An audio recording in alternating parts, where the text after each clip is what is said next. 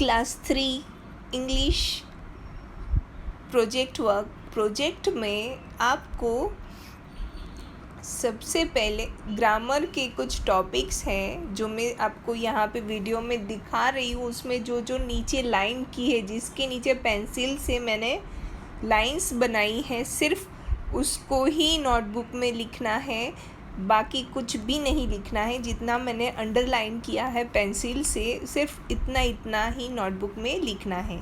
सबसे पहले चैप्टर में थे आर्टिकल्स ए और एन।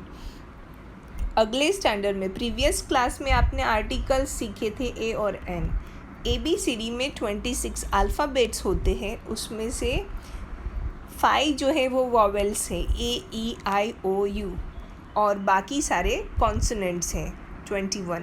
तो उसमें आपने ये सीखा था कि जो भी स्पेलिंग वॉवेल से स्टार्ट होता है उसके आगे आर्टिकल एन आता है, और जो भी कॉन्सोनेंट से स्टार्ट होता है स्पेलिंग उसके आगे आर्टिकल ए लगता है। पर अब ऐसा नहीं है, उसमें और एक स्टेप ऐड होने जा रहा है।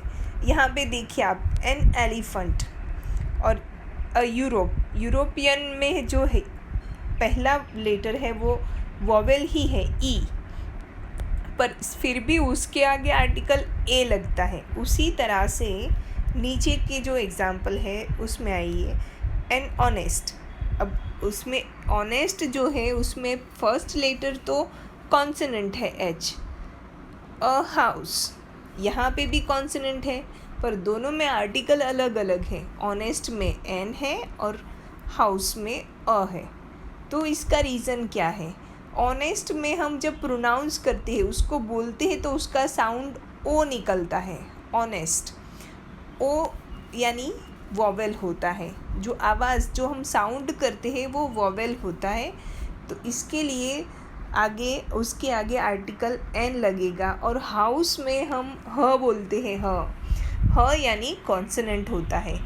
वॉवेल कौन से होते हैं? अगर हिंदी में आप लोगों को स्वर याद हो, अ आ ई ई उ रू, सॉरी, अ आ ई ई उ ए ऐ ओ औ अम अह, तो ये अ आ ई ई वाले जो साउंड हैं वो सारे वॉवेल साउंड में आते हैं। और इसी तरह से इसकी वजह से ऑनेस्ट जो है उसके आगे आर्टिकल एन लगता है, और हाउस जो है उसके आगे आर्टिकल ए लगता है।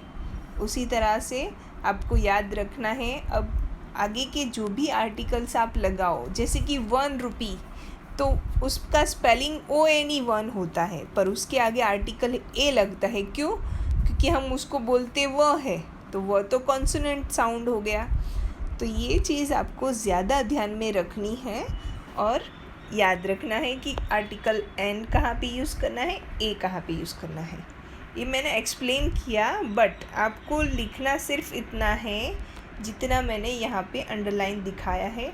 अगर आप लोग ऐसा करेंगे कि पहले, जैसे यहाँ पे पेज नंबर आपको 16 दिख रहा है, तो 16 पेज नंबर पे टेक्स्ट बुक में इतना अंडरलाइन कर दो, फिर आप चले जाओ नेक्स्ट 17 पेज नंबर पे, वहाँ पे है आर्टिकल द। आर्टिकल ए और एन यूज़ कर लिए। उसको हम लोग कैसे यूज़ करेंगे? जब कॉन्सोनेंट साउंड आता है तो ए आर्टिकल, वॉवेल साउंड आता है तो एन आर्टिकल। फिर आर्टिकल तीसरा जो है वो है the. The article the is use to refer to specific और पर्टिकुलर नाउन। कोई पर्टिकुलर नाउन की जब बात होती है तो उसके आगे द लगाते हैं। It is used before both singular और प्लूरल। ए और एन जो आर्टिकल है वो सिर्फ सिंगुलर के आगे लगाते हैं, पर द जो है वो प्लूरल के आगे भी लगाते हैं। अब पता कैसे चलेगा कि स्पेसिफिक और पर्टिकुलर नाउन कौन सा है? तो इसके लिए एक एग्जाम्पल नीचे दिया है, Rajiv want to buy a motor bike. Raju want to buy the motor bike. अब Rajiv want to buy a motor bike, तो उसको कोई भी मोटर बाइक लेनी है, इसलिए उसके आगे आर्टिकल ए ही लगाया। पर राजू जो है, राजीव के लिए ए आर्टिकल, और राजू ने जो मोटर बाइक की बात की है वो उसके आगे ध क्यों लगा? क्योंकि Raju wants to buy the motor bike that he saw in the showroom yesterday. उसने कोई स्पेसिफिक बाइक देख के रखी है, वो उसको लेनी है। और राजीव के बारे में कैसा था कि उसको मोटर बाइक लेनी है कोई भी, पर राजू ने जो देखी है वो शोरूम में उसने कल देखी है वही लेनी है। तो ये हो गया स्पेसिफिक या पर्टिकुलर नाउन, तो इसके लिए उसको ध लगाया गया।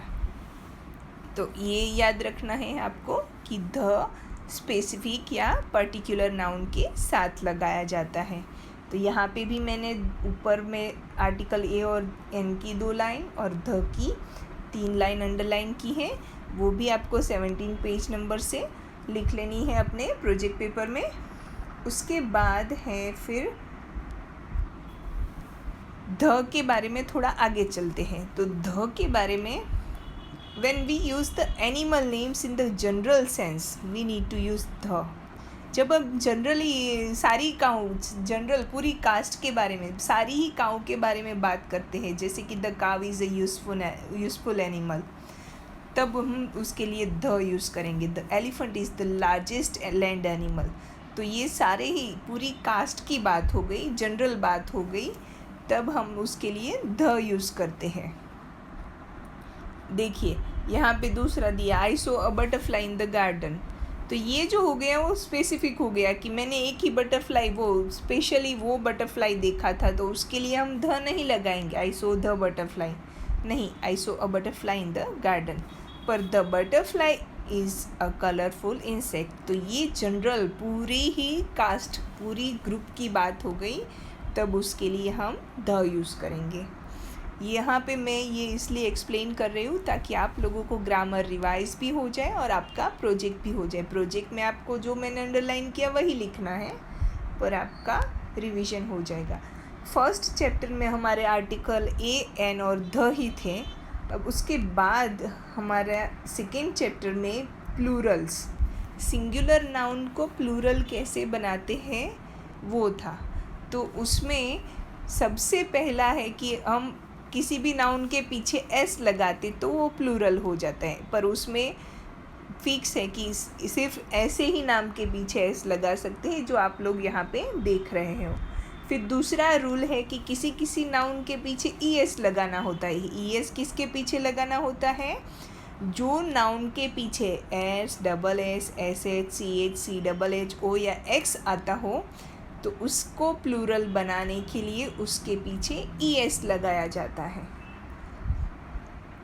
जो यहाँ पे भी मैंने 2 लाइंस जो अंडरलाइन की है वही लिखनी है सिर्फ।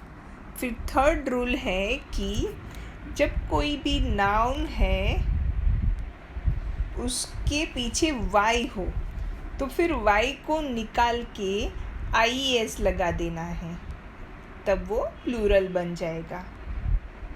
फिर जब कोई नाउन ऐसा है कि उसके पीछे एफ़ या एफ़ ई है तो एफ़ या एफ़ ई को निकाल के उसकी जगह पे वी ई एस लगा के उसको प्लूरल बनाएंगे। फिर कुछ प्लूरल्स ऐसे हैं जो इरेगुलर है, मतलब उसको ये 4 में से कोई भी रूल लागू नहीं कर सकते। ऐसे है कि man, M A N man का plural M E N man होता है, F double O T foot का F double E T feet होता है, G double O S goose का G double E S E goose plural होता है। इस तरह से ऑक्स का ऑक्सन प्लूरल होता है, तूत का तीत होता है, वुमन का वुमेन होता है, चाइल्ड का चिल्ड्रन, माउस का माइस। तो इसको कहते हैं इरेगुलर वे, इरेगुलर फॉर्म्स जो प्लूरल के हैं वो आपको लर्न करके रखने हैं, उसके लिए कोई रूल नहीं है, सिर्फ स्पेलिंग लर्न कर लेना है। और 2 और नाम है, some plurals are the same as their singular form, मतलब फ़िश जो है वो सिंगुलर में भी फ़िश होती है, प्लूरल में भी फ़िश होती है। डियर जो है वो सिंगुलर में भी डियर होता है और प्लूरल में भी डियर ही होता है। ये हो गए सिंगुलर से प्लूरल नाउन कन्वर्ट करना कैसे करना है वो। उसके बाद का जो चैप्टर है जिसमें था कॉमन नाउन और प्रॉपर नाउन। कॉमन नाउन और प्रॉपर नाउन तो अब सबको शायद समझ में आ ही गया होगा, बहुत बार एक्सप्लेन किया है, तो भी बता देती हूँ। नाउन क्या होता है? सबसे पहले तो नाउन होता है नेम, किसी भी पर्सन, प्लेस, एनिमल या थिंग का नाम जो होता है उसको नाउन कहते हैं। They are also called naming words, noun को नेमिंग वर्ड भी कहते हैं। और नाउन दो टाइप के होते हैं, कॉमन नाउन और प्रॉपर नाउन। अब कॉमन नाउन क्या होता है? जनरल। आगे हमने जनरल बात की थी, जनरल यानी सारी ही काऊ के बारे में। अब पर्टिकुलरली सारे ही डॉग को के बारे में मैं एग्जांपल देती हूँ कि सारे ही डॉग को हम डॉग कहते हैं, पर कोई पेट है आपका और आपने उसका नाम कुछ भी रखा है, ब्रूनो रखा है, चलो, तो वो जो ब्रूनो हो गया वो उसका पर्सनल नाम हो गया, तो वो होता है उसका प्रॉपर नाम। जैसे कोई बॉय या गर्ल है, बॉय है तो सारे ही बॉयज़ को हम बॉयज़ ही कहेंगे, पर हर एक बॉय का अपना अपना एक अलग नाम है, पर्सनल नाम, तो उसको हम प्रॉपर नाउन कहते हैं। अब देखते हैं डिफाइन कि common nouns are general names given to people, place and thing. और प्रॉपर नाउन जो होता है, some names of person and places are special names and we use capital letters to write them. हमारा जो नाम है वो हमेशा ही हम फर्स्ट लेटर कैपिटल करके ही करते हैं, क्योंकि वो हमारा स्पेशल नेम है और वो सिर्फ हमारा अपना ही है।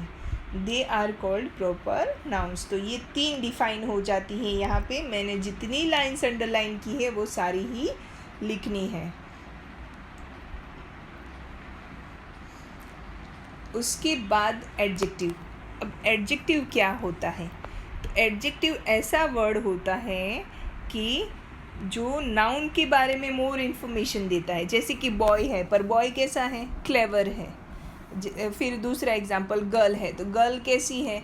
ब्यूटीफुल है। तो ये ब्यूटीफुल जो है वो उस गर्ल यानी नाउन का ज़्यादा, नाउन को थोड़ा ज़्यादा डिस्क्राइब करता है। तो इस तरह से जो नाउन के साथ में दूसरा एक वर्ड रहता है जो उसको ज़्यादा उसके बारे में ही इंफॉर्मेशन देता है, वो होता है एडजेक्टिव। वर्ड्स दैट डिस्क्राइब और tell you something more about the nouns are called adjective. ये हो गई एडजेक्टिव की डिफाइन। सारे ही कलर्स एडजेक्टिव होते हैं, क्योंकि ब्लू स्काई, तो स्काई के लिए दूसरा ज़्यादा इंफॉर्मेशन क्या मिली? Blue colour. येलो सन, तो येलो कलर किसका है? सन का है, तो ये येलो जो है वो सन की इन्फॉर्मेशन देता है।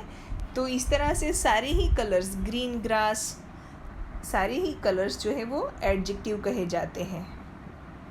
ये हो गया एडजेक्टिव। उसके बाद प्रोनाउन। प्रोनाउंस क्या होते हैं? तो I, we, you, he, she, it, they, ये सारे ही प्रोनाउंस होते हैं। प्रोनाउंस ऐसे वर्ड हैं जो नाउन की जगह पे यूज़ होते हैं। नाउन आगे आपने देखा कि बॉय, गर्ल, बॉय की जगह पे ही, गर्ल की जगह पे शी, फिर कोई एनिमल है तो उसकी जगह पे ईट यूज़ कर सकते हैं। तो ये हो गया प्रोनाउन। जो नाउन की जगह पे यूज़ किया जाता है उसको प्रोनाउन कहते हैं।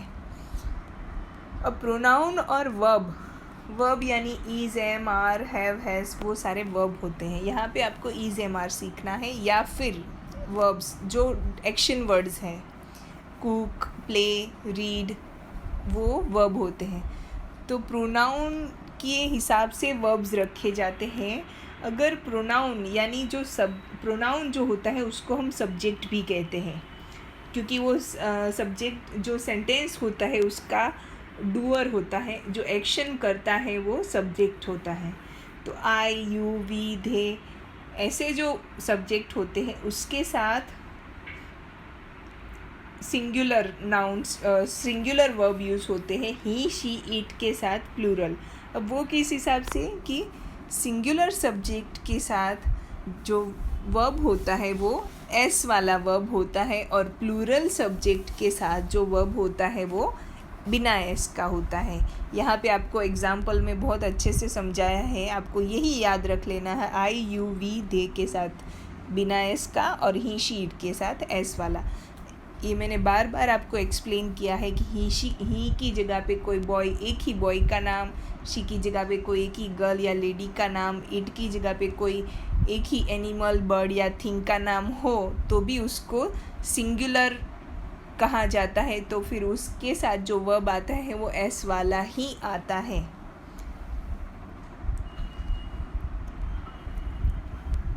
अब प्रोनाउन और वर्ब क्या एग्रीमेंट हो गया। उसके बाद है simple present tense. Simple present tense कब यूज़ होता है? To express repeated action, to talk about one's habit, hobby and daily routine. ये सारी चीज़ें सिंपल प्रेजेंट टेंस में बताई जाती हैं। Simple present tense is also use to talk about fact और आइडियाज़ बताने के लिए भी सिंपल प्रेजेंट टेंस यूज़ होता है।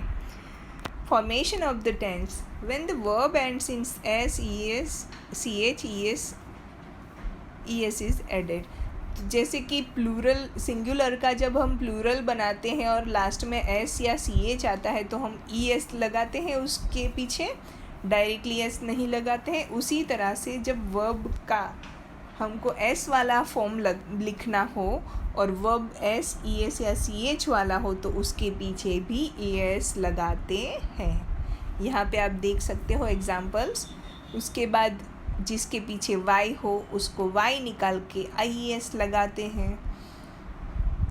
और अगर वाई जो होता है उसके आगे का लेटर, जैसे प्ले है उसमें लास्ट में वाई है, वाई के आगे ए है, ए जो है वो वोवेल है, तो वाई के आगे वोवेल होता है ना, तब हम उसको वाई निकाल के आई एस नहीं लगा सकते, तब हम उसको सीधा ही एस लगा के प्लूरल बना देते हैं। अब यहाँ पे आई वी यू दे के साथ डू, शी ही इट के साथ डस, आई वी यू दे के साथ गो, ही शी इट के साथ गोज, ये फॉर्मेशन याद रखनी है। देन इरेगुलर वर्ब्स हैव और टू बी की बात है। हैव हैज़, तो आई वी यू दे के साथ हैव आता है, ही शी इट के साथ हैज़ आता है। I am we you they के साथ आर आता है, ही शी इट के साथ इज आता है। उसके बाद सब्जेक्ट वर्ब। सब्जेक्ट कौन होता है? जो सेंटेंस में एक्शन करने वाला जो पर्सन होता है। सब्जेक्ट इज़ द पर्सन और thing that does the action. और verb is an action word, और वर्ब क्या होता है? एक्शन वर्ड होता है। तो देखिए, रशीद रन्स फास्ट, रशीद जो है वो एक्शन करने वाला है और रन्स जो है वो एक्शन है। तो इस तरह से रशीद जो है वो सब्जेक्ट है और रन्स है वो वर्ब है। अब सब्जेक्ट और वर्ब के बीच में क्या रिलेशन है और उसको कैसे यूज़ किया जाता है सही फॉर्मेशन में, वो देखना है। यहाँ पे हमने जैसे सीखा कि सिंगुलर सब्जेक्ट हो तो वर्ब प्लूरल आता है और प्लूरल सब्जेक्ट हो तो सिंगुलर वर्ब आता है। अब हमारे पास है अगला टॉपिक है simple past tense. Past tense कल की या लास्ट वीक की या लास्ट मंथ की या लास्ट ईयर की बात बताने के लिए पास्ट टेंस यूज़ होता है। उसमें पास्ट फॉर्म मतलब कोई भी वर्ब हो तो उसका पास्ट कैसे बनाते हैं? पीछे ईडी लगा के। जो रेगुलर वर्ब्स होते हैं उसके पीछे ईडी लगाते हैं तो वो पास्ट फॉर्म में कन्वर्ट हो जाते हैं। यहाँ पे बहुत सारे वर्ब्स ऐसे हैं। कुछ वर्ब्स ऐसे भी होते हैं जिनके पीछे ई ऑलरेडी होता है, जैसे कि डांस है तो डांस का लास्ट लेटर ई होता है तो उसके पीछे ईडी नहीं सिर्फ डी लगाना पड़ता है और वो पास्ट में कन्वर्ट हो जाता है। उसके बाद यहाँ पे नीचे आप लोग देख सकते हो ब्लू बॉक्स है जहाँ पे बहुत सारे इरेगुलर वर्ब्स दिए हैं जो पास्ट के हैं और उसके लिए ईडी वाला रूल नहीं चलता है। वो हमको इरेगुलर जो वर्ब्स होते हैं, इरेगुलर जहाँ पे आता है वहाँ पे समझ लेना कि आपको याद रखना है, उनके लिए कोई रूल नहीं होता है। सिट का सेट, रन का रेन, सिंग का सिंग, डू का डिड, गो का वेंट, सी का सो, कम का केम, ये सारे ही पास्ट फॉर्म्स आपको लिखने भी हैं और लर्न भी करने हैं। उसके बाद है नेगेटिव कैसे बनाते हैं। तो नेगेटिव बनाने के लिए पास्ट टेंस में नेगेटिव बनाने के लिए डिड नॉट यूज़ किया जाता है।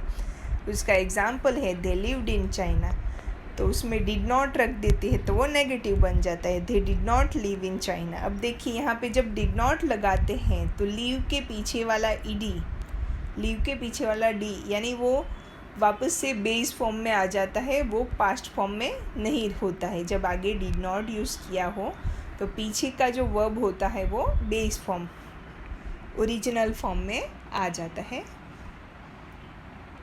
बस इतने टॉपिक्स जो मैंने यहाँ पे डिस्क्राइब किए और उसको मैंने अंडरलाइन किया है, इतने टॉपिक्स आपको अपने प्रोजेक्ट पेपर में लिखने हैं और प्रोजेक्ट रेडी करना है।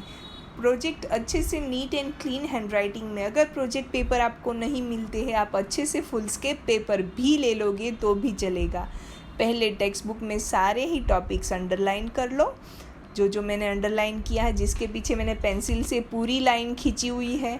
बीच बीच में कोई वर्ड के नीचे लाइन हो तो वो मत करना, पर जिसमें पूरी ही लाइन खींची हुई है सारे लाइनों में, उसको आप अंडरलाइन कर लो पेज के हिसाब से, और फिर अपने प्रोजेक्ट में बुक में से देख देख के लिखो।